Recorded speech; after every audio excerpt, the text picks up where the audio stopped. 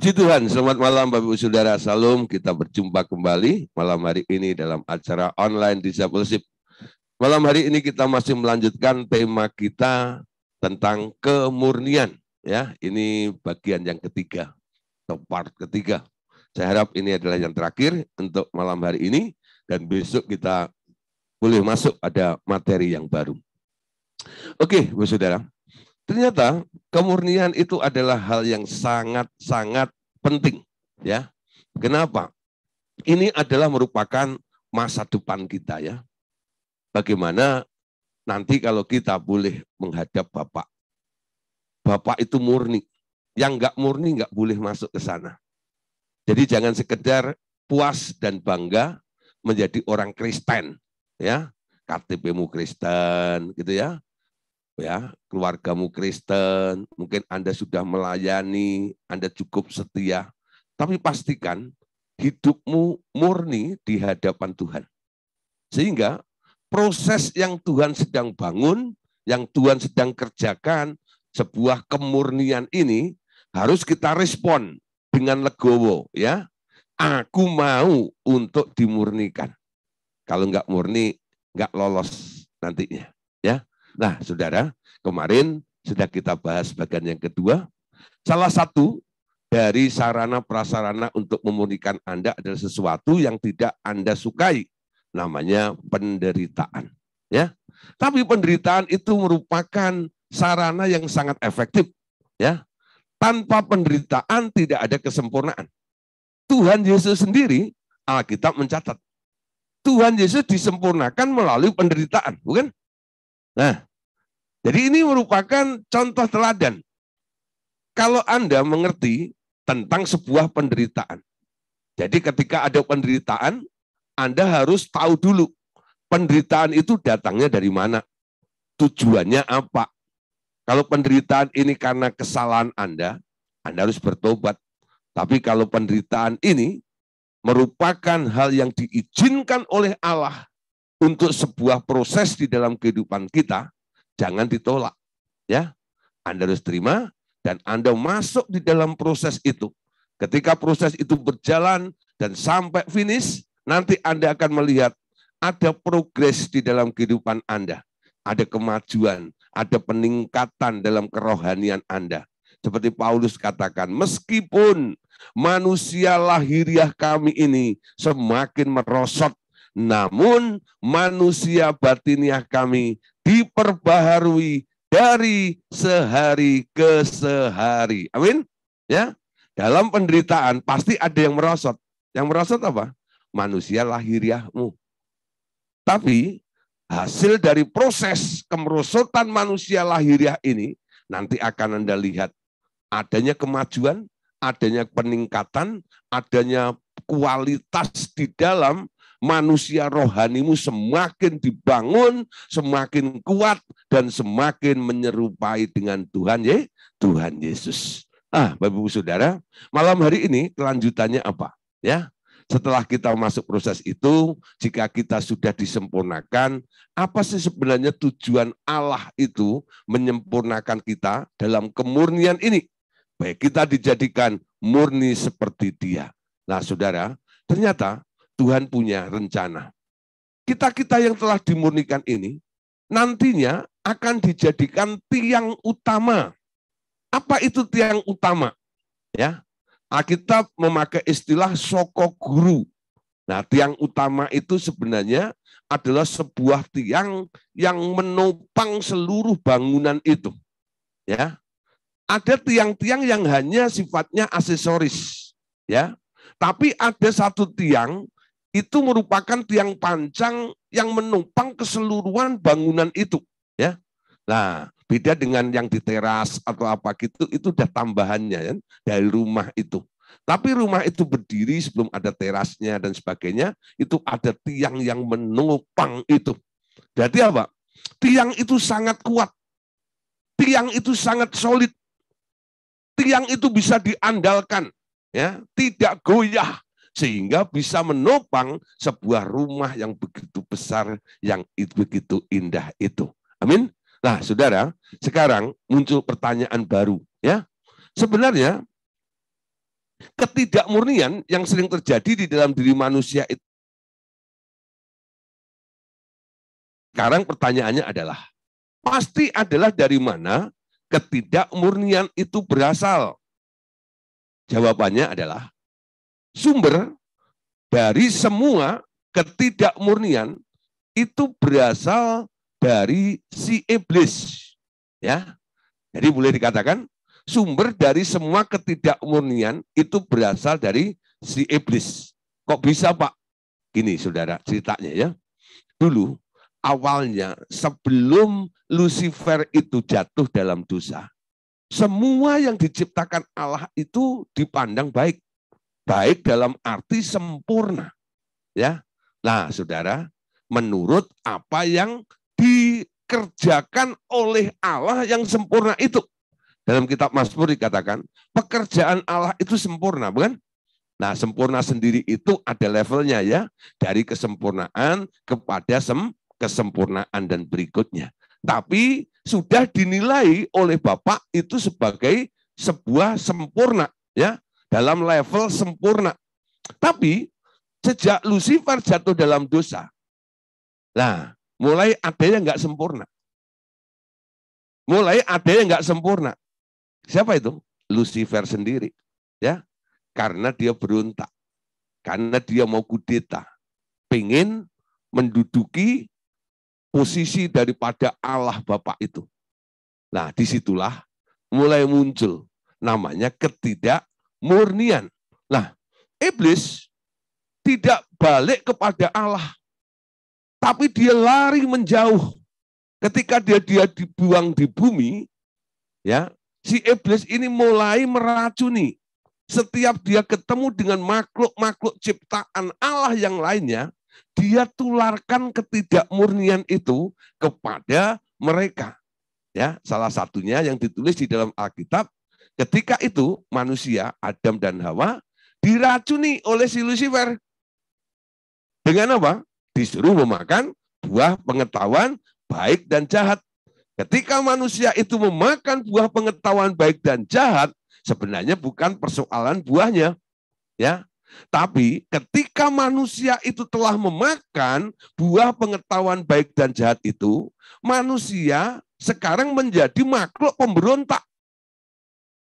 Apa yang dilarang oleh Allah sekarang dia lakukan. Tuhan bilang, jangan kamu makan.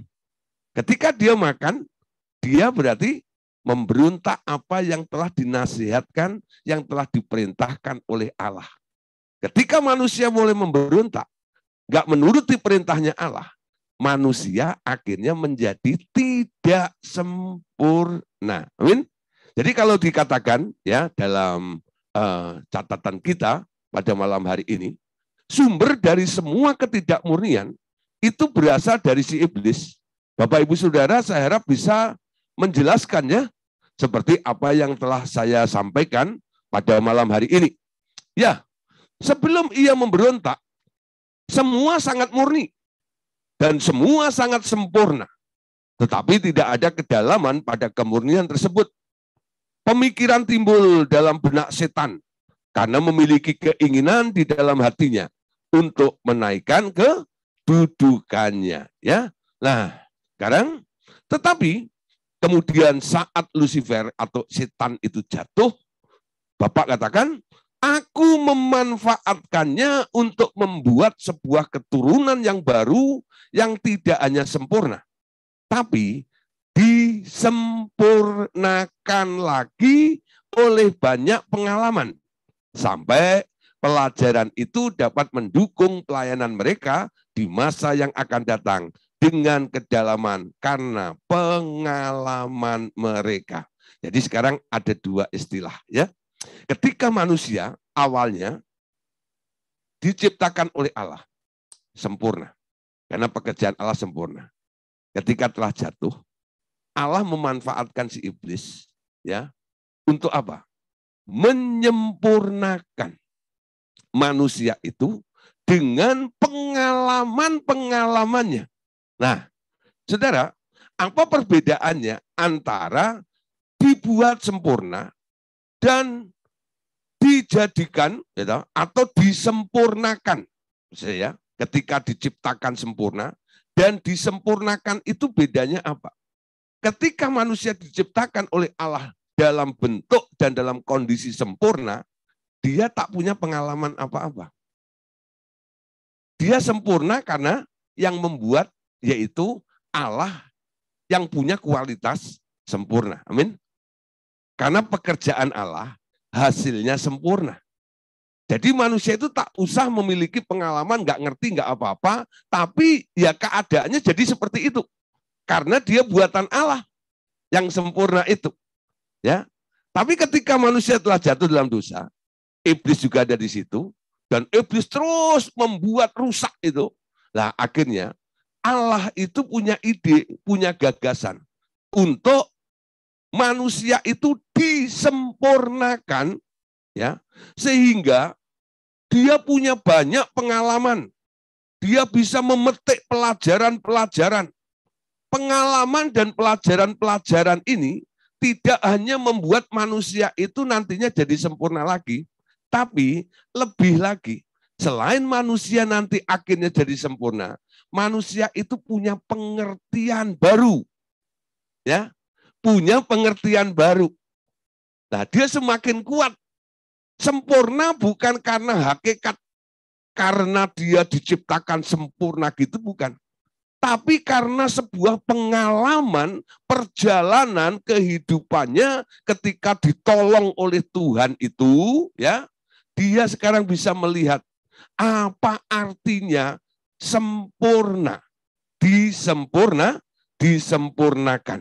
Lah, saudara, pengalaman dan pelajaran ini nanti akan menjadi sesuatu yang sangat dalam, ya, yang untuk pengalaman-pengalaman manusia ini ke masa depannya, ya. Bagaimana kita lihat orang-orang yang punya pengalaman sama yang tidak punya pengalaman, biasanya mereka ketahanannya itu beda, ya, beda. Ya, ada pejuang keras contoh, ya. Akhirnya mereka menjadi kaya. Terus ada orang yang hanya mendapatkan warisan saja karena orang tuanya kaya. Dua-duanya sama kaya. Satu kaya karena dapat warisan, yang satu kaya karena dia berjuang. Nah, saudara, Anda lihat, yang kaya karena warisan, dia tidak bisa menghargai tentang harta dan kekayaannya, bukan? Dia akan cenderung untuk menghambur-hamburkan, karena dia tidak tahu bagaimana susahnya cari duit. Dia dapat begitu aja, karena bapaknya kaya. Tapi beda dengan orang yang berjuang dari nol sampai dia jadi kaya. Ya, dia cenderung pelit. Bukan pelit maksud saya. Dia cenderung ngirit. Segala sesuatu ada perhitungannya. Kenapa? Dia bisa menghargai hartanya itu. Karena apa? Punya pengalaman dalam memperoleh harta tersebut. Amin. Nah, dia bisa mengajarkan kepada orang lain yang sedang miskin bagaimana cara menjadi kaya. Tapi orang yang mendapat warisan itu, dia nggak punya pelajaran untuk mengajar orang yang miskin bagaimana jadi kaya. Loh? Dia hanya bisa mengolok. Ya, nasibmu memang begitu. Ya, kamu anaknya orang miskin, jadilah miskin. Aku anaknya orang kaya, aku jadi kaya. Nggak punya pelajaran untuk menolong orang lain juga. Tapi orang yang berjuang dari nol tadi, sehingga dia bisa menjadi kaya, ketika melihat ada orang yang miskin, dia bisa tularkan, dia bisa share, dia bisa bagikan ilmunya atau pengalamannya. Gini loh, caranya menjadi kaya itu seperti ini. Amin. Pengalaman membuat orang punya pelajaran. Amin. Dan pelajaran itu bisa dibagikan kepada orang lain. Dan pelajaran itu membuat orang menjadi hati-hati. Ya, nah, punya nilai, punya tanggung jawab. Nah, selanjutnya, Bapak Saudara, Bapak katakan apa lagi? Ini bagus sekali. Aku tidak akan menolak setiap orang yang kembali kepadaku, meskipun kehidupan mereka penuh dengan kesalahan. Jika saja mereka mau belajar dari pengalaman mereka, semakin cepat mereka kembali kepadaku, semakin cepat mereka akan dimurnikan kembali oleh Rohku. Ini prinsip Bapakmu di surga, dia tak pernah menolak seorang pun untuk kembali kepadanya meskipun kehidupan mereka penuh dengan kesalahan di masa lalunya. Amin. Ya. Jadi itu hatinya Bapak. Manusia kadang-kadang itu pertimbangannya akan terbatas. Wah, kalau dosanya, kesalahannya sudah seperti itu, kayaknya sudah nggak ada ampun tuh. Saudara, Alkitab itu memberi batasan. Hanya ada satu dosa yang tidak bisa diampuni, yaitu menghujat Roh Kudus. Ya, kecuali menghujat Roh Kudus, kesalahan dalam bentuk apapun yang dilakukan oleh manusia itu, jika manusia itu mau berbalik, mau kembali kepada Bapa, dengan senang hati Bapa akan membuka kedua tangannya. Datanglah, aku mau terima engkau.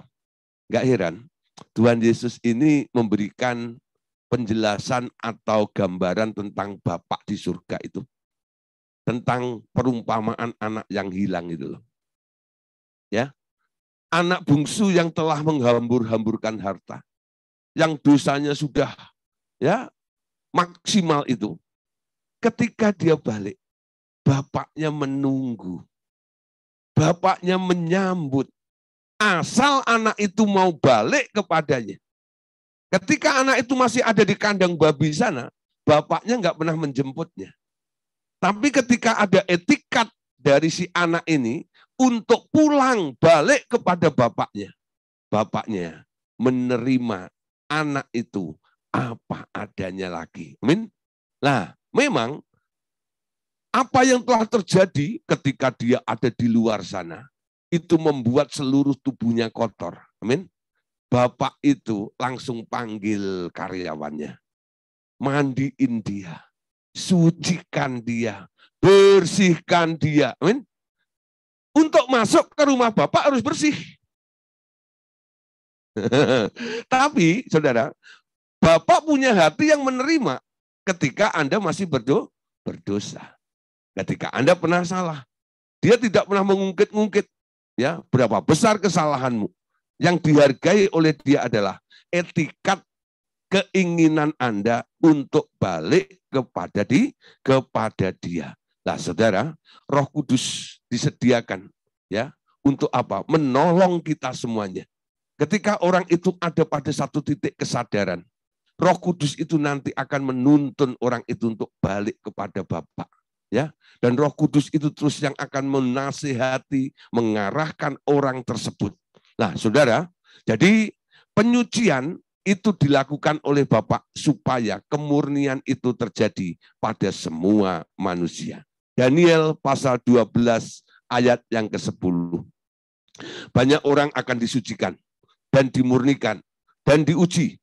Tetapi orang-orang fasik akan berlaku fasik.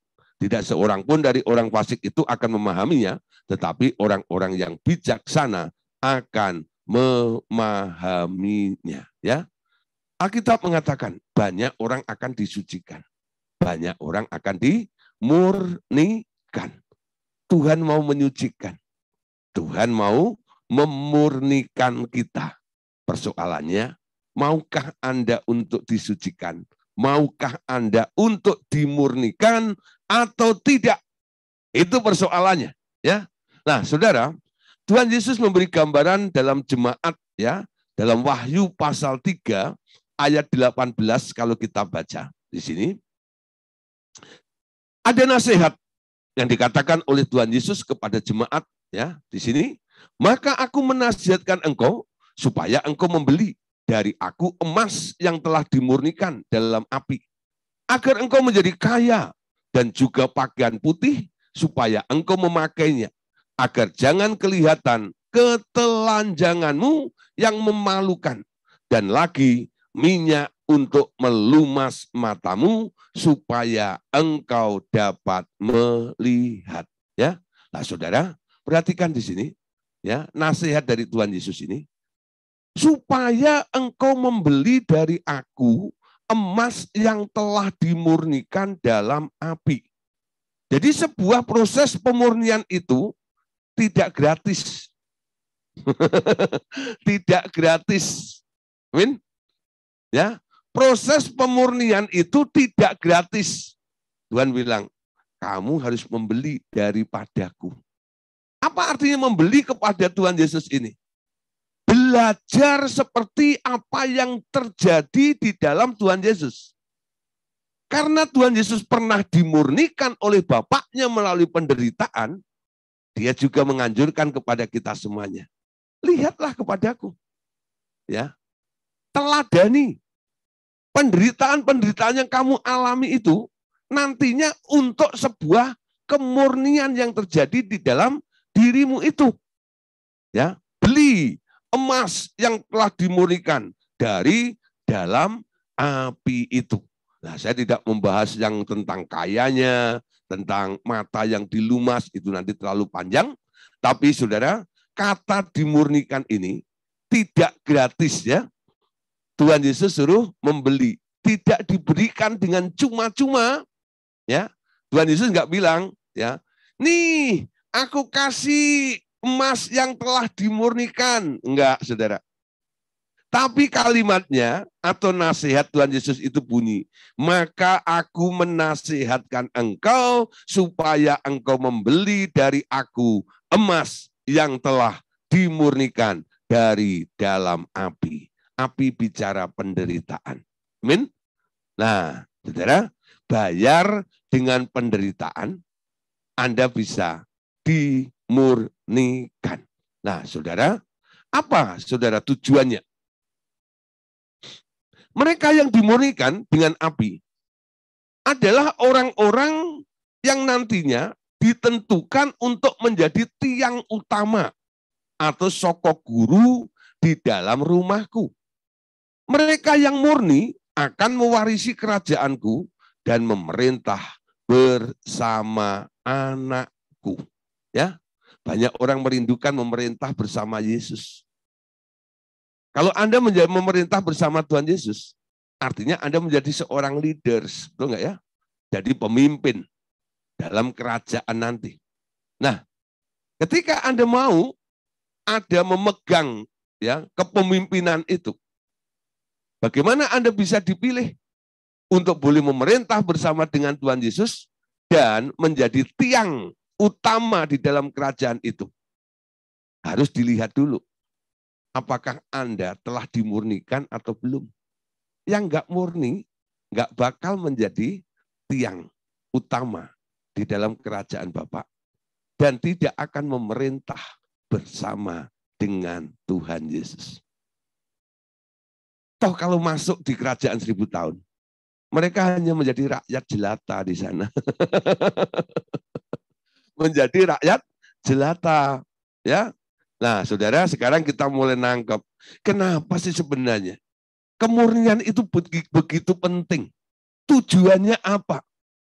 Semakin ke dalam kita semakin menangkap. Semakin mengerti. Kenapa Allah memurnikan kita? Ternyata dia menyediakan sebuah jabatan. Menjadi tiang utama di dalam kerajaan Bapa. Dan memerintah bersama Yesus di kerajaannya Tuhan Yesus, yaitu kerajaan 1000 tahun nanti. Nah, saudara, di alam roh atau di kerajaan surga, nanti itu ada tingkatan-tingkatan ya. Di sana itu ada tingkatan-tingkatannya. Ada tingkatan-tingkatan di dalam kerajaanku. Seperti telah kukatakan, yang lebih murni akan memerintah mereka yang kurang daripadanya. Camkan baik-baik. Ya, sekali lagi saya baca ini ya. Ada tingkatan-tingkatan di dalam kerajaanku, kata Allah Bapa. Seperti telah kukatakan, yang lebih murni akan memerintah mereka yang kurang daripadanya. Sekarang keputusan, pilihan ada di tangan Bapak Ibu Saudara. Mau memerintah bersama Yesus atau diperintah? Mau ikut memerintah atau diperintah? Ya, saudara, di bumi aja sudah diperintah-perintah orang, gitu kan? Nanti masuk kerajaan 1000 tahun masih diperintah lagi. Kapan nih? Gitu loh, ikut pemerintah itu. Nah, saudara, pastikan ya level Anda harus naik. Dari kemurnian ini semakin dimurnikan, semakin dimurnikan, semakin dimurnikan. Yang lebih murni akan memerintah yang kurang murni. Ya, yang kurang murni akan memerintah yang tidak murni nantinya. Dan seterusnya, saudara. Jadi ada tingkatan-tingkatannya. Ini keadilannya. Dan itu nanti secara otomatis itu akan berlaku hukum seperti itu. Jadi ketika masuk dalam kerajaan 1000 tahun itu, nanti siapa akan memerintah siapa itu tergantung langsung dilihat aja. Siapa paling kinclong, ya, paling murni, langsung menduduki level yang paling atas. Ya, nah di bawahnya yang agak burem-burem sedikit, lebih dikit lagi, dikit lagi, dikit lagi, dikit. Kenapa? Dalam kerajaan 1000 tahun ada progres ya, masih ada progres di situ. Nah, mereka boleh bertumbuh. Mereka yang merasa kurang bertumbuh di bumi, mereka masih boleh melanjutkan ada di sana. Tapi Anda tidak punya kesempatan untuk memerintah, karena posisi Anda ketika Anda di muka bumi ini, Anda tidak menggunakan waktu dengan bijaksana untuk menjadi murni seperti apa yang Tuhan kehendaki. Bagaimana caranya? Supaya kita boleh cepat untuk menjadi murni ya dan dimurnikan itu. Ya, hanya satu perkara, saudara. Izinkan Roh Kudus melakukan pekerjaan pemurnian di dalam dirimu untuk menyingkirkan hal-hal sia-sia di dalam hidupmu. Dan ia akan melakukannya dengan senang hati. Minta Roh Kudus. Roh Kudus, murnikan aku dari semua hal-hal yang perlu dibuang. Bongkar semuanya. Rombak semuanya. Aku beri engkau otoritas 100%. Enggak usah 1000%. Ya, ada orang-orang kadang bikin istilah kelebihan, ya. Dia bilang, aku beri engkau otoritas 1.000.000%, ya. Lepas kepalanya pegang ekornya. Sampai Roh Kudus kesulitan. Kamu bilang beri kesempatan 1.000.000%, tapi kamu tetap pegang kendalinya, ya. Nah, biarkan Roh Kudus mentransformasi hidupmu sampai clear semuanya, sampai bersih.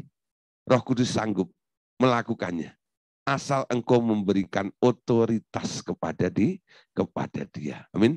Walaupun kelihatannya dia lemah, ya, tapi Roh Kudus punya power, ya, dia punya kuasa.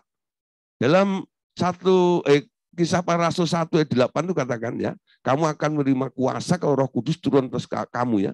Dipakai kata dinamis, seperti dinamit, punya ledakan, punya power yang luar biasa. Untuk apa? Membongkar semua hal-hal yang mungkin sudah mengakar di dalam kehidupan Anda sekalipun. Roh Kudus bisa memperbaharui Anda, membuat Anda menjadi murni nantinya. Galatia pasal 2 ayat yang ke-9. Mari kita baca sama-sama. Galatia 2:9. Setelah melihat anugerah yang diberikan kepadaku, maka Yakobus, Kefas, dan Yohanes yang dipandang sebagai tiang utama jemaat berjabat tangan dengan aku dan dengan Barnabas sebagai tanda persekutuan supaya kami pergi kepada orang-orang yang tidak bersunat dan mereka kepada orang-orang yang bersunat. Nah, saudara, ketika dalam kehidupan jemaat awal atau jemaat mula-mula, jemaat perdana ini, mereka sangat-sangat menghargai pekerjaan roh. Sejak mereka itu diurapi, di loteng Yerusalem itu terjadi pencurahan Roh Kudus Pentakosta pertama itu, ya, terjadi di loteng itu. Mereka betul-betul punya devosi dengan Roh Kudus itu. Sedikit-sedikit pertimbangan Roh Kudus itu yang diutamakan. Ya, memang dalam hal mendengar suara Tuhan, mereka masih dipengaruhi dengan gaya perjanjian lama, ya. Ketika memilih seseorang, ya, dia membuang undi. Itu yang dilakukan oleh para imam dulu ya. Nah, tapi saudara, mereka bukan keinginannya sendiri. Itu hanya menjadi sebuah tanda aja, ya, bagaimana Roh Kudus menuntun, memimpin, membawa mereka kepada sebuah keputusan yang Roh Kudus tentukan. Ya. Nah, saudara, ketika mereka memilih melihat anugerah Allah melimpah kepada beberapa orang, mereka mulai memilih. Di situ salah satunya, ya, ada beberapa orang yang dipandang layak untuk menjadi tiang utama dalam jemaat itu. Ada 3, Yakobus, Kefas, dan Yohanes. Siapa itu Kefas? Kefas itu Petrus, saudara. Ya, jadi Petrus itu punya nama yang sama sebenarnya. Ya, dia disebut Simon. Simon itu nama lamanya dia. Aslinya namanya Simon. Ya, Simon. Nah, ketika percaya kepada Tuhan Yesus, lalu dia bisa mengatakan bahwa engkaulah anak Allah yang hidup itu ya. Lalu Tuhan Yesus bilang ini, engkau bukan Simon, tapi sekarang engkau Petros. Ya, Petros itu batu karang tapi kecil. Kalau Petra itu gunungnya. Ya, nah saudara, Petra itu mengacu kepada Tuhan Yesus, Petros itu bagiannya. Nah saudara, nah, ada juga kadang-kadang orang menyebut Petrus atau Simon itu Kefas. Nah, di sini pakai kata Kefas, ya. Yakobus, Kefas dan Yohanes dipandang sebagai tiang utama jemaat. Kenapa? Ya. Yakobus, Kefas dan Yohanes itu terpilih. Anda melihat ya, sejak masa Tuhan Yesus di muka bumi, Tuhan Yesus sendiri juga telah mengususkan 3 orang itu. Ketika Tuhan Yesus mengalami transfigurasi ya di bukit gitu ya. Nah, di situ kita lihat siapa yang boleh diajak ke sana. Yang diajak di bukit dan Yohanes juga. Ya. Nah, Saudara, orang 3 ini kenapa, Saudara? Beda dengan orang yang lainnya. Cara berpikirnya sudah berbeda dari 9 murid-murid yang lainnya, saudara. Nah, saudara, kemurnian dimulai dari etikat, keinginan, kemauan dalam hidup kita ini. Terus berkembang, bertumbuh, dipandang, layak untuk menjadi tiang utama jemaat. Nah, saudara, di bumi ini kan hanya gambaran dari apa nanti yang ada di surga, bukan? Jadi pengalaman Anda di muka bumi ini boleh menjadi pelajaran. Nantinya Anda bisa membayangkan. Kalau di bumi Anda boleh ditunjuk untuk menjadi tiang utama, ada janji Allah nanti di masa yang akan datang. Nanti ada orang-orang yang akan aku jadikan menjadi tiang utama di kerajaanku. Pengalaman jadi tiang utama di bumi ini membuat dia mengerti. Bagaimana saya bisa jadi tiang utama di bumi ini? Dan itu diteruskan. Saya nggak mau hanya menjadi tiang utama di bumi ini saja. Kalau boleh, saya mau juga menjadi tiang utama nantinya di surga. Amin. Nah, saudara, siapa yang boleh menjadi tiang utama di surga itu? Kita lihat di dalam Wahyu pasal 3 ayat yang ke-12. Siapa yang menang? Ia akan kujadikan tiang di dalam bait suci Allahku. Dan ia tidak akan keluar lagi dari situ. Dan padanya akan kutuliskan nama Allahku, nama kota Allahku, yaitu Yerusalem baru yang turun dari surga, dari Allahku dan namaku yang baru. Wow, saudara. Keren sekali ya. Kalau kemarin kita lihat, kita sudah melihat ada satu hal kemenangan. Barang siapa menang akan diberi batu putih. Di dalamnya tertulis nama. Ada enggak ya? Yang tahu hanya orang itu dengan Tuhan. Tapi ada lagi saudara. Sekarang lebih lagi. Ini perkara janji Allah ketika Anda masuk dalam kerajaan Allah Bapa. Langit baru, bumi baru nanti. Di Yerusalem baru, kota Allah itu, ya, dituntut juga orang-orang yang menang. Sama prinsipnya. Anda menang dari apa? Dari proses. Prosesnya melalui apa? Melalui penderitaan. Ya. Jadi dari penderitaan kepada penderitaan yang tak habis-habisnya ini, ternyata membawa Anda ke jenjang yang lebih tinggi lagi. Bukan hanya sekedar menerima batu putih yang namanya tertulis di dalam batu itu. Ya. Tapi sekarang kita terus mengejar, ya, hal yang lebih lagi. Semakin Anda dimurnikan, ada janji Tuhan lagi. Barang siapa menang akan kujadikan sebagai tiang soko guru di dalam bait suci Allahku. Ini yang ngomong Tuhan Yesus. Kalau Tuhan Yesus ngomong Allahku berarti menunjuk kepada Bapa di dalam kerajaan Bapa. Dan ia tidak akan keluar dari situ. Artinya tinggal menetap di situ. Dan padanya akan kutulis nama Allahku. Nama kota Allahku. Nama kota Allahnya apa? Yerusalem baru. Kota Allah yang kudus itu ya. Yaitu Yerusalem baru yang turun dari surga. Dari Allahku dan namaku yang baru. Ini kandidat orang-orang yang nantinya akan menempati kafling-kafling yang ada di Yerusalem baru. Mari saudara kita rindukan. Kita masuk di kota Allah, Yerusalem baru itu. Banyak orang kadang-kadang tidak mengerti ketika mereka nyanyi lagu. Oh Yerusalem, kota mulia, hatiku rindu ke sana. Oh Yerusalem, kota mulia, hatiku rindu ke sana. Yerusalem yang mana? Bukan Yerusalem yang perang terus tuh di Timur Tengah itu. Ya, kalau Anda ikut tur ya ke Israel dan nanti Anda diajak ke Yerusalem. Bukan itu, saudara. Ada Yerusalem secara roh. Kota Allah yang kudus. Dan itu setelah langit lama, bumi lama diringkus. Nanti muncullah langit baru, bumi baru. Lalu dari surga, dari tahta Allah itu turun satu kota. Namanya Yerusalem baru itu. Dan Anda boleh tinggal di situ.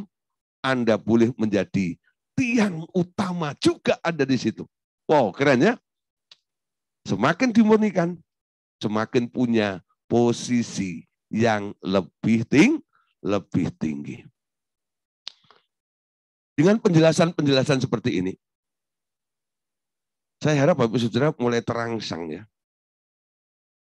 Lama-lama Anda boleh berpikir, menderita enggak apa-apa. Asal aku mendapatkan Yerusalem baru itu. Menderita enggak apa-apa. Asal aku bisa menjadi tiang utama itu. Aku ubah setiap penderitaan itu untuk mewujudkan apa yang aku inginkan. Yerusalem baru menjadi tiang utama di situ. Amin. Target Anda sekarang bukan hanya selamat, tapi mengejar posisi yang Tuhan telah sediakan bagi orang-orang yang mengetahui apa yang Tuhan telah sediakan dan janjikan kepada kita semuanya. Amin. Saudara, Petrus menasihatkan kepada kita semuanya malam hari ini. Kalau Anda tahu ada janji yang begitu mulia, ada janji yang begitu indah di balik penderitaan itu, ketika penderitaan itu terjadi dalam hidup Anda, sikap kita apa sekarang? 1 Petrus 1 ayat 6 dan ayat yang ke-7. Bersedihlah akan hal itu. Bukan, saudara. Bergembiralah akan hal itu, ya. Garis bawah itu sampai bolong. Bergembiralah akan hal itu, sekalipun sekarang ini kamu seketika harus berduka cita oleh berbagai-bagai pencobaan. Sekali lagi, bergembiralah, bukan nangislah. bukan mewek lah, bukan mengomel lah, bukan menggerutulah. Amin. Bergembiralah akan hal itu. Sekalipun sekarang ini kamu seketika harus berduka cita oleh berbagai-bagai pencobaan. Ayat 7, maksud semuanya itu ialah untuk membuktikan kemurnian imanmu. Kemurnian ya, yang jauh lebih tinggi nilainya daripada emas yang fana. Yang diuji kemurniannya dengan api. Sehingga kamu memperoleh puji-pujian dan kemuliaan dan kehormatan pada hari Yesus Kristus menyatakan dirinya kelak. Amin. Bergembiralah akan hal itu. Sekalipun harus berduka cita oleh karena berbagai macam penderitaan, pencobaan, ujian. Semua itu terjadi bukan untuk mencelakakan Anda. Pegang baik-baik Yeremia 29 ayat 11. Rancangan Allah adalah rancangan penuh dengan masa depan. Masa depanmu bukan di dunia ini. Masa depanmu adalah Yerusalem baru, kota Allah itu loh. Itu masa depanmu. Ya. Yang masih berpikir tentang bagaimana sukses di bumi ini, senang, happy di bumi ini, tanpa berpikir mencapai Yerusalem baru. Itu pikiran keblinger. Ya. Sekarang mulai bergembira. Walaupun Anda hari ini di bumi ini sering berduka cita karena berbagai-bagai pencobaan dan masalah menimpa hidup Anda, tapi bukan karena kesalahan Anda. Maksud semua itu untuk membuktikan. Membuktikan apa? Kemurnian imanmu kepada Tuhan. Kalau semuanya serba enak, semua orang bisa percaya kepada Tuhan. Tetap mengikut Tuhan. Tapi semuanya ketika semuanya serba nggak enak, apakah Anda masih tetap setia kepada Tuhan atau tidak? Fasilitas yang melimpah itu semua orang bisa. Tapi setia ketika semuanya serba minus, wah itu beda. Ketika Anda ada di daerah situ, mengalami hal seperti itu, Anda sedang menunjukkan kualitas di dalam hidup Anda. Membuktikan kemurnian imanmu yang jauh lebih tinggi nilainya daripada emas yang fana yang diuji kemurniannya dengan api. Amin. Nah, saudara, sekarang bagaimana kita bisa bersuka cita di atas semuanya itu? Lakukan segala sesuatu dasarnya kembali kepada kasih semula. Kasih semula itu enggak ada tuntutan sama sekali. Ya. Kasih semula itu hanya memberi dan memberi. Ingat ketika Anda pertama kali ya mengalami cinta mula-mula dengan Tuhan itu. Enggak ada tuntutan sama sekali, bukan? Kenapa? Kegirangan akan selamat itu karena Anda telah diselamatkan itu membuat Anda mau melakukan apa saja kepada Dia yang telah menebus Anda, bukan? Tanpa Anda minta ini, minta itu, enggak. Kembali kepada kasih itu loh. Ya. Itu merupakan dasar utama yang harus tetap dipegang kekeh dalam kehidupan kita ini, ya. Dari dasar utama adalah kasih yang semula. Amin. Allah Bapa berpesan malam hari ini. Anakku, setelah engkau lebih memahami hubunganku denganmu, aku hendak membawamu lebih lanjut lagi dengan lebih cepat. Karena aku juga ingin melihat hasil karyaku secepat-cepatnya juga. Ya, seperti yang kau mengerti, betapa banyaknya waktu yang diperlukan agar seseorang dibersihkan dari alam pikirannya sendiri dan dari konsep-konsep berpikirnya, agar hal-hal lain dapat diberikan kepadanya dengan lebih cepat melalui prinsip-prinsip yang telah kukatakan terlebih dahulu. Ya, sekali lagi, dasar utama dari semua proses ini adalah kasih antara kami dengan engkau. Jadi Bapak mengizinkan proses terjadi dalam hidup Anda. Bukan karena dia marah dengan Anda. Bukan karena dia benci dengan Anda. Dia lakukan itu karena dia mengasihi Anda. Amin. Ketika terjadi proses, lalu Anda mulai curiga dengan Tuhan. Tuhan, kenapa begini? Tuhan, kenapa begitu? Apakah engkau tidak sayang lagi dengan aku? Lah, itu saudara. Itu menunjukkan kasihmu kepada dia mulai luntur. Di dalam kasih itu tidak ada curiga. Kasih itu mengandung trust, mengandung kepercayaan. Apapun yang terjadi, yang sedang aku alami, yang engkau izinkan terjadi dalam kehidupanku ini, aku tetap berkata, engkau baik. Amin. God is good all the time. Ya, all the time God is good. Amin. Tetap berkata seperti itu. Itu membuktikan bahwa engkau masih tetap mengasihi dia. Nah, saudara, sekarang hubungan kasih adalah persyaratan tertinggi sebelum seluruh kekuatan dan hidupku dapat diberikan untuk menopang hidup anak-anakku dan bergerak bersama-sama sebagai pasukan kasih. Ya, ingatlah, ini adalah pasukan kasih yang menyelamatkan dan memulihkan kerusakan-kerusakan akibat roh pemberontakan yang berasal dari si iblis. Pekerjaan si jahat telah merusakkan segala sesuatu, tetapi karena kasihku yang besar, ada pengharapan dan keselamatan.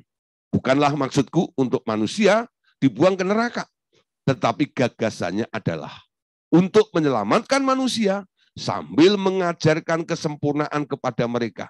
Karena kasih juga aku dapat melakukannya. Dengan demikian, aku juga dapat mengajarkan kepada seluruh ciptaanku kepada saat yang sama tentang kasihku. Ya, nah, anakku Yesus telah memberikan dirinya sepenuhnya kepadaku. Hanya karena ia memiliki kasih yang mula-mula itu kepadaku. Kini aku dapat menjadikan kasih seperti itu sebagai standar kasih bagi seluruh ciptaanku. Kasih semula ialah kasih yang terbit karena kesadaran bahwa engkau adalah anakku dan aku adalah bapakmu. Ingat ya, ada pelajaran kasih semula. Intinya apa? Hubungannya adalah dia bapakmu, Anda anaknya. Ya, seperti bapak sayang anaknya. Ya, saudara. Wah, begitu juga kami mengasihi engkau Bapak. Amin. Hubungan itu. Ingat itu hubunganmu. Dia bapakmu. Engkau anaknya. Amin. Ketika Anda mulai ragu, ketika Anda mulai cemas, ketika Anda mulai bingung, ketika Anda mulai bimbang, ingat standar prinsip ini. Hubungan kasihmu kepada dia itu adalah hubungan kasih antara bapak dengan anak. Pandang dia sebagai bapakmu dan bapak memandang Anda sebagai anaknya. Amin. Hubungan itu kalau kekeh, Anda tahu dan tetap Anda pegang, Anda tak pernah kecewa. Anda akan berjalan terus di dalam rencananya. Seperti apa yang telah Tuhan Yesus lakukan itu. Kenapa Yesus lakukan itu? Karena Yesus adalah anaknya dan dia bapaknya. Nah, saudara, Ibrani 1 ayat 5. Ini ayat yang menyatakan bahwa Bapak dan Yesus itu hubungannya seperti ini.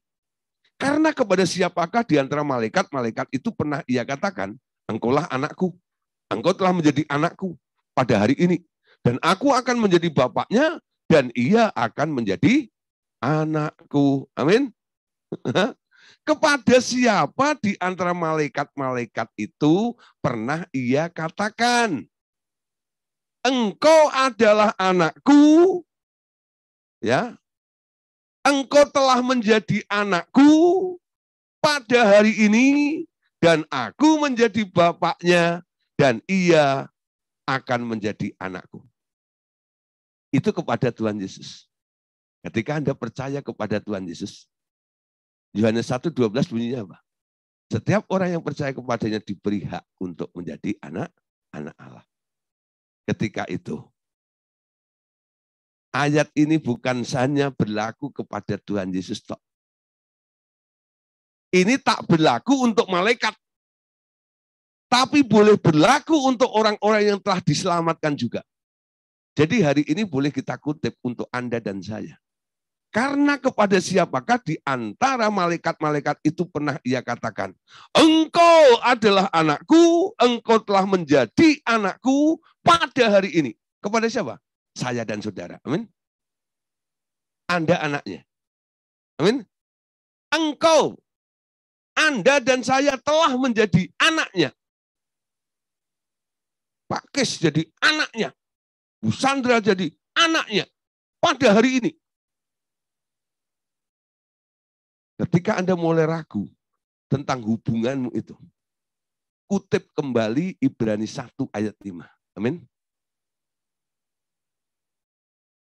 Jadi ayat ini awalnya untuk Tuhan Yesus ya. Tapi hari ini kita boleh pakai juga untuk Anda dan saya. Untuk kita. Bukan untuk malaikat. Malaikat nggak pernah disebut anaknya. Tapi Anda dan saya boleh menjadi anaknya. Amin. Di luar Yesus bukan anaknya. Hanya orang yang percaya kepada Tuhan Yesus yang boleh menyebut dia Bapak. Amin. Yang lainnya mungkin sebutnya Om.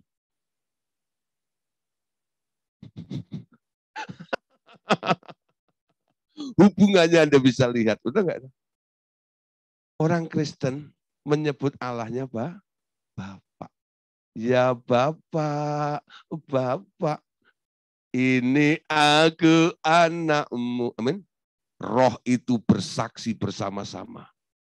Meneguhkan.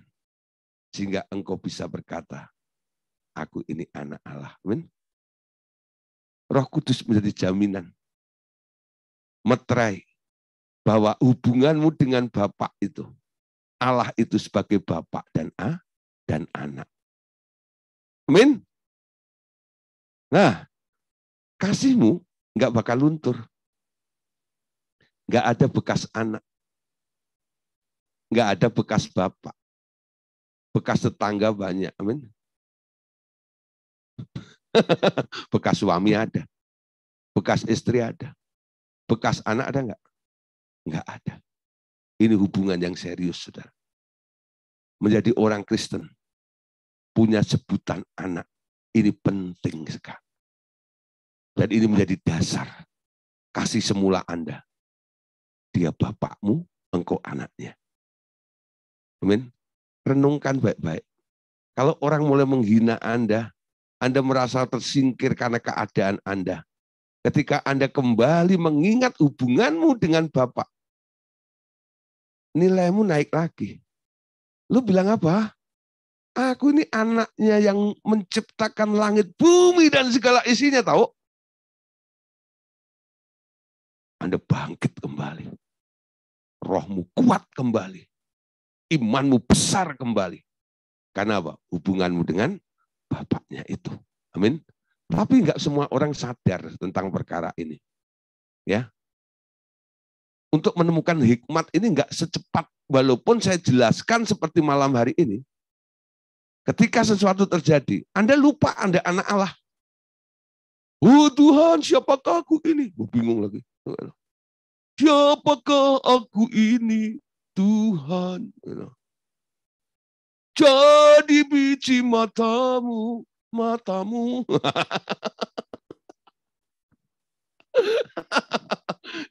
itu kan lagunya kan. Siapakah aku ini, Tuhan? Terus backsoundnya Tuhan. Jadi biji matamu. Nanya pula. Saya harap malam hari ini nggak ada lagi yang bingung. Jadi orang Kristen bingung atau pikun.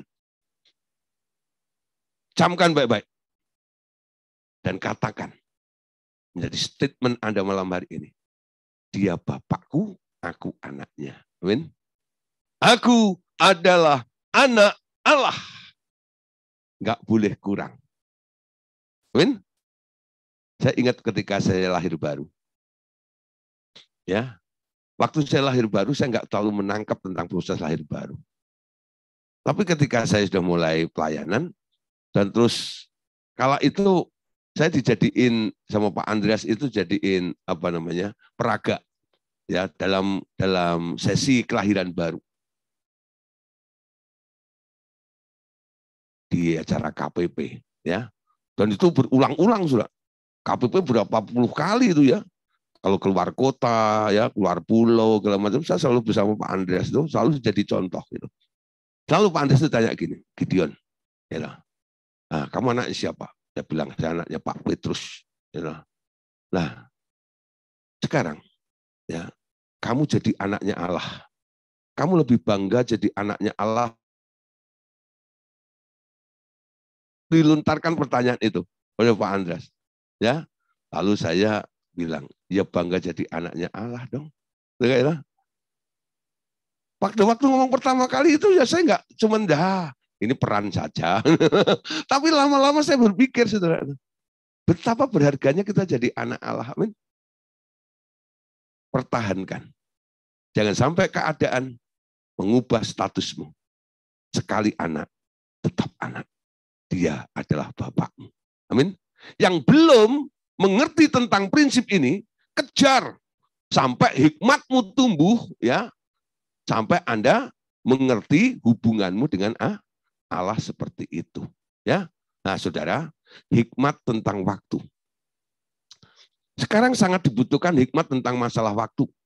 Karena bagiku tak ada masalah batas waktu, tetapi bagimu selalu ada. Amin. Saudara, Allah nggak ada batasannya. Allah kuasa melakukan segala perkara. Allah Maha kuasa. Dia ciptakan seisi dunia, atur segala masa. Dia kekal. Anda terbatas. Nah, saudara, kita yang terbatas ini harus bertumbuh sampai mencapai hikmat. Ya, waktunya itu terbatas. Bagaimana agar seseorang dapat berguna dan menjadi produktif dalam pekerjaan-pekerjaanku di dunia ini? Aku selalu dapat membangkitkan seseorang sebagai pekerja untuk rencanaku setiap kali seorang hambaku sampai pada batas waktunya. Kepada setiap hambaku telah kuberikan sejumlah tugas, tetapi biasanya memang banyak waktu yang terbuang sedemikian sehingga tugas yang kuberikan kepada mereka tak terselesaikan dengan sepenuhnya ketika waktu mereka habis. Banyak orang kadang-kadang gitu ya, nyesel, aduh gitu ya, diberi waktu oleh Tuhan, tapi nggak dimanfaatkan sampai akhirnya datanya habis, tapi nggak ada hasil sedikit pun. Ya, nah saudara, sekarang kita harus hati-hati. Masa pemurnian seperti ini membutuhkan waktu lama, tergantung dari pengertian seseorang terhadap kebenaran. Sebelum pengertian-pengertian ini dipahami, Roh Kudus tak mampu memulai program pembersihan dan pengudusan seseorang. Dengan diajarkan di kelas pemuridan tentang kemurnian ini, saya harap Bapak Saudara mulai menangkap kebenarannya. Kebutuhan Anda untuk dimurnikan. Ketika Anda mulai menangkap kebenarannya, Roh Kudus baru bisa bergerak. Kalau Anda belum menemukan kebenarannya, Roh Kudus belum bisa bergerak. Karena kebenaran yang Anda temukan itu menjadi tekad Anda. Amin. Menjadi tekad Anda. Nah, Bapak mengingatkan lagi tentang perjalanan bangsa Israel. Ada hal yang hendak kuingatkan kepadamu. Diperlukan 40 tahun untuk memurnikan Musa di padang gurun sebelum ia dapat kupakai untuk maksudku. Saudara, Anda tahu, Musa dipakai oleh Tuhan umur berapa? Umur 80 tahun ya. Umur 80 tahun.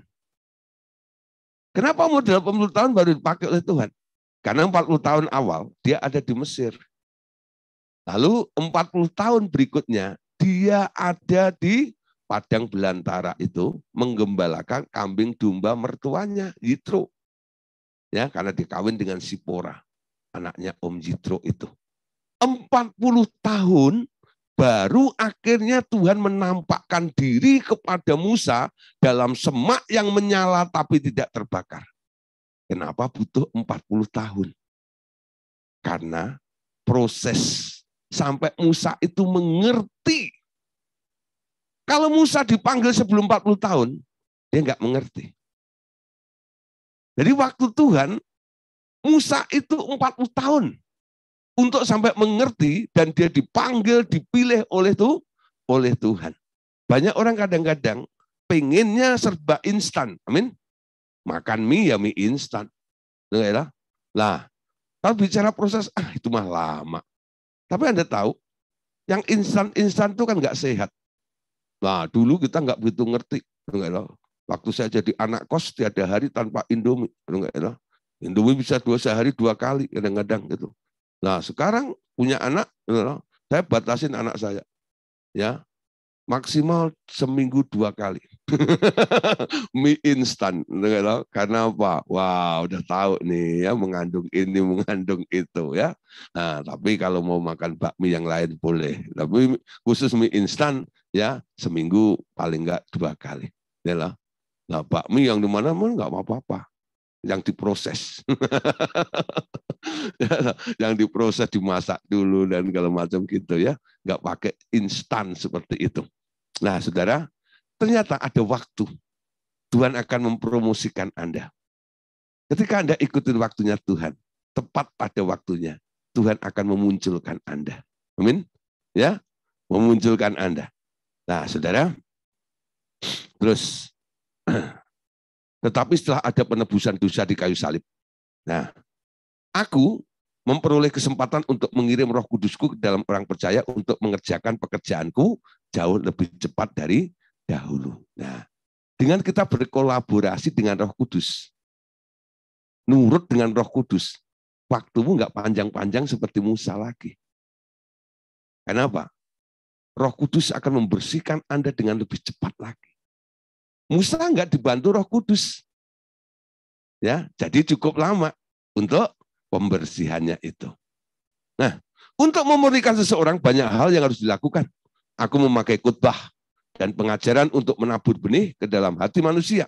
Tetapi Roh Kudus yang menumbuhkan benih itu sampai matang untuk dituai. Jadi, ada orang-orang yang harus dikirim sebagai penabur dan ada pula yang diutus untuk menuai.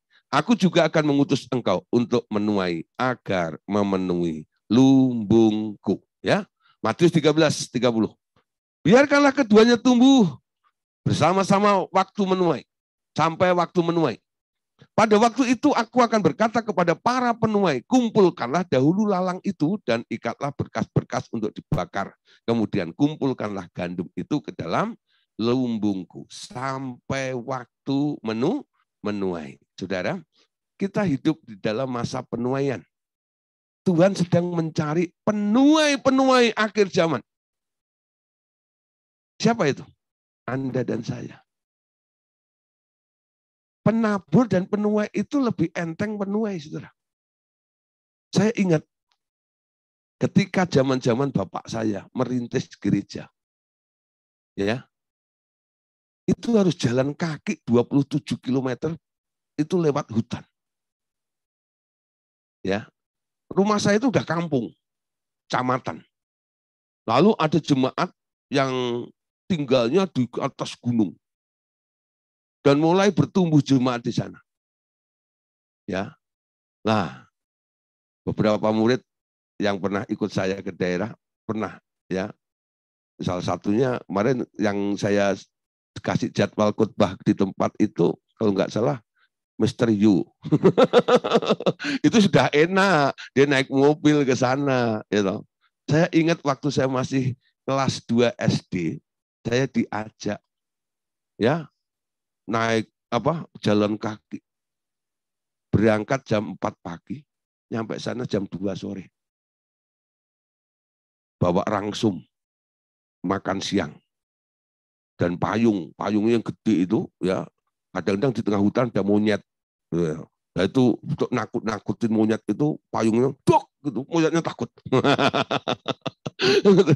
Wah, saudara, perjalanan seperti itu. Tapi sekarang saudara Anda lihat, segala sesuatu lebih mudah, bukan? Karena ini masa penuaian. Anda menemukan dengan mudah jiwa-jiwa yang akan dituai di sekitar Anda.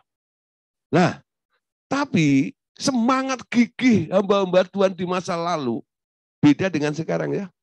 Semakin gampang fasilitas semakin ini, semakin orang enggan untuk melakukannya. Nah, kenapa? Ya karena mereka tidak bisa menghargai waktu itu. Sampai waktu menuai itu bertumbuh, Anda boleh melakukannya. Siap. Ayo saudara, kita siapkan diri kita untuk menuai banyak hal yang Tuhan telah taruh di dalam kehidupan kita. Saya nggak tahu apa yang akan terjadi dalam hidup Anda.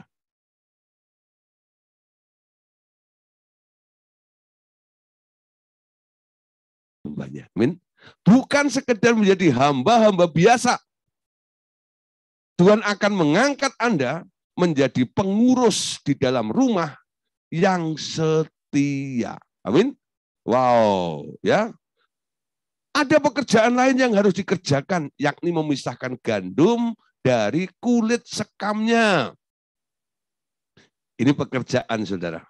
Memisahkan gandum dari kulit sekamnya. Ketika telah menuai, lalu mulai digiling ya, di slab itu, dipisahkan antara kulit gandum dan isinya. Ini pekerjaan. Dan di RTM ini saya selalu berkata, kalau Anda nyemplung di RTM ini seleksi. Nggak banyak orang tahan. Kenapa? Proses terjadi. Karena dimurnikan. Tidak menjanjikan tentang kemakmuran. Betul nggak? Itu hanya bonusnya. Targetnya Anda dimurnikan, targetnya Anda disucikan, targetnya Anda dikuduskan untuk diubah menjadi serupa dengan Kristus. Ya. Nah, ini pekerjaan yang sangat tinggi. Jenis pekerjaan ini disebut pekerjaan memisahkan antara sekam dan isinya. Ya.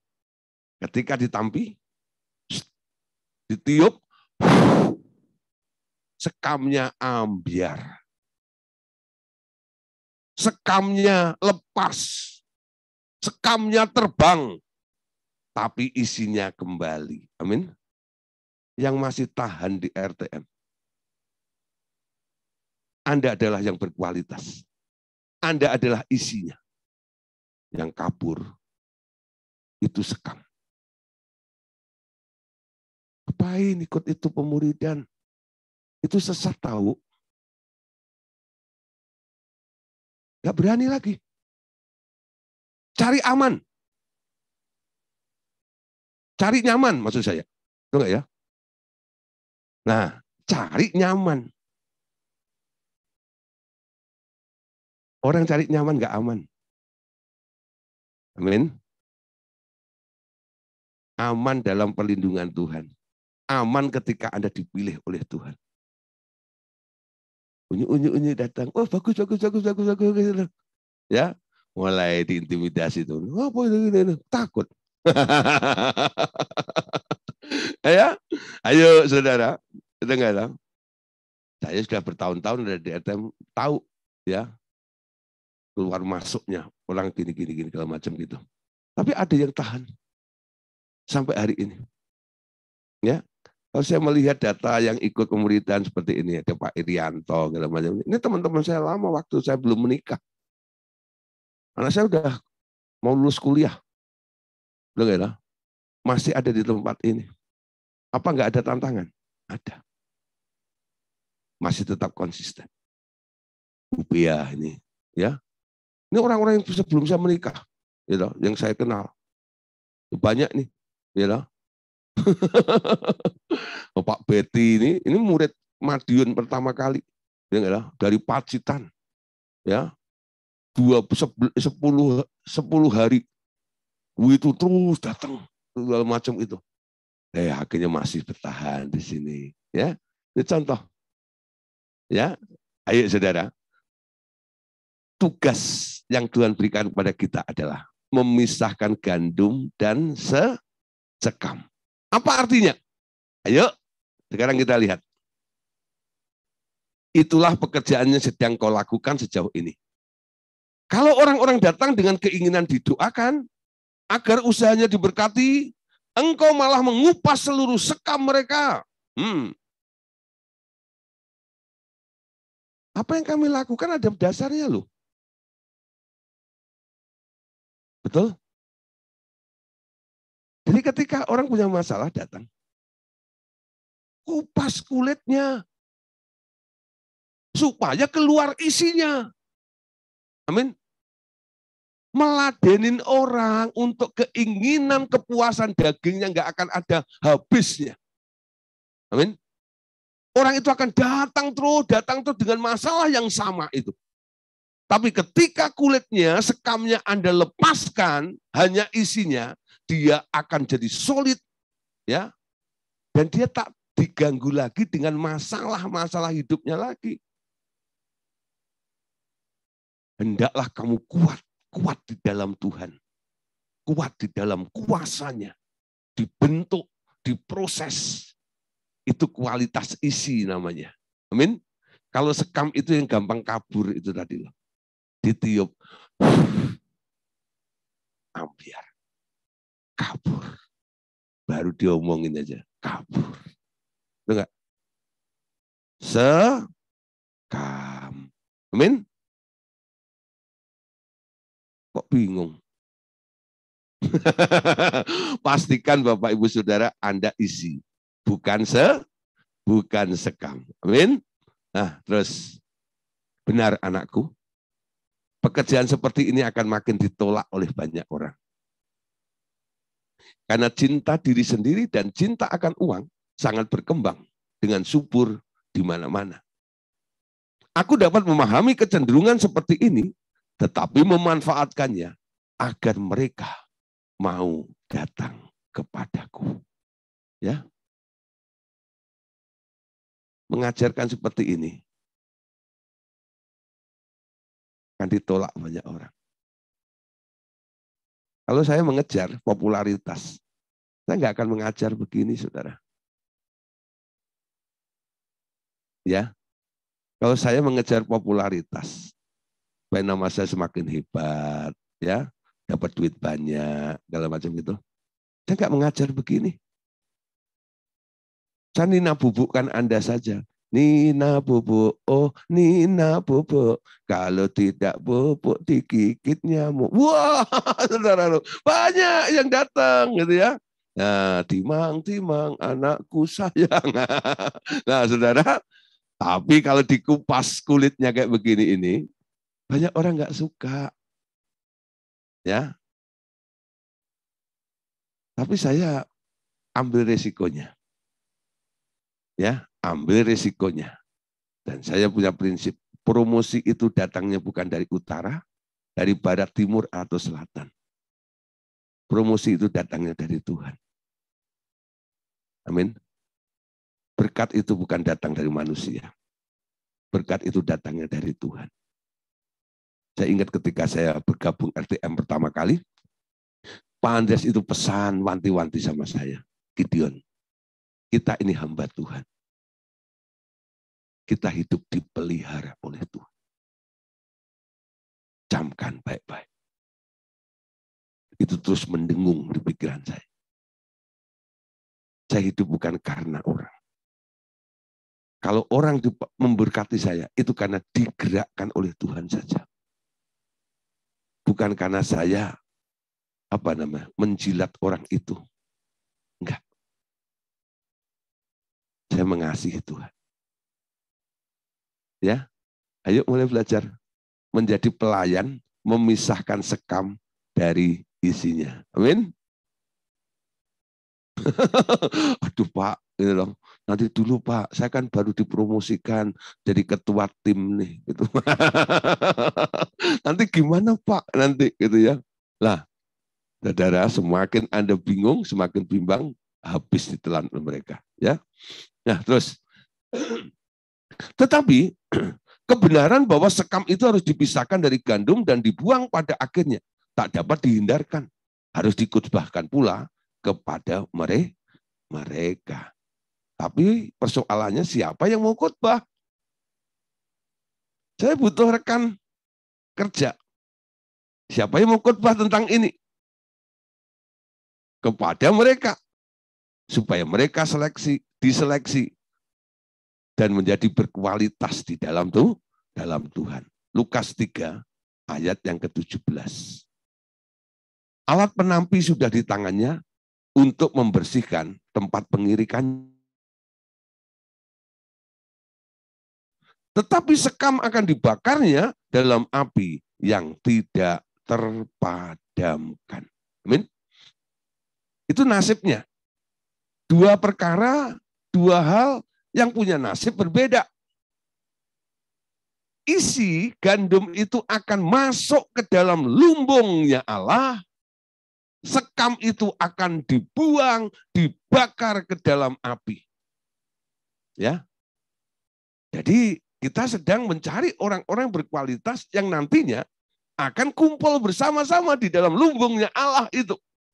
Yaitu Yerusalem baru, kota Allah yang kudus itu. Dan itu enggak banyak yang ada di sana. Nah, kita lanjut ya. Pesan Bapak lagi. Ini tentu bukan pekerjaan yang populer. Ya. Itu tentu bukan pekerjaan yang populer tentunya. Tetapi itu adalah proses terakhir agar tuayan dapat berguna bagiku. Jadi ternyata para hamba-hamba ini, nanti Anda lihat, ada yang hasilnya nggak berguna di hadapan Bapak. Ada yang hasilnya berguna. Yang mengumpulkan isi gandum itu hasil yang ditunggu oleh Bapak. Mereka yang terus menghimpun sekam-sekam itu, nantinya akan dibakar. Ya, terbuang, tereliminasi. Memang pekerjaan ini tidak populer, ya, tapi ada kualitasnya. Banyak sekali hamba Tuhan yang belajar menjadi penabur, yang lain belajar bagaimana menjadi penuai. Namun tak banyak orang mau belajar menjadi tukang pemproses selanjutnya dari gandum menjadi bahan makanan yang berguna bagiku. Aku menaruh engkau pada posisi seperti itu dan dicemooh oleh pekerja-pekerja lain itu.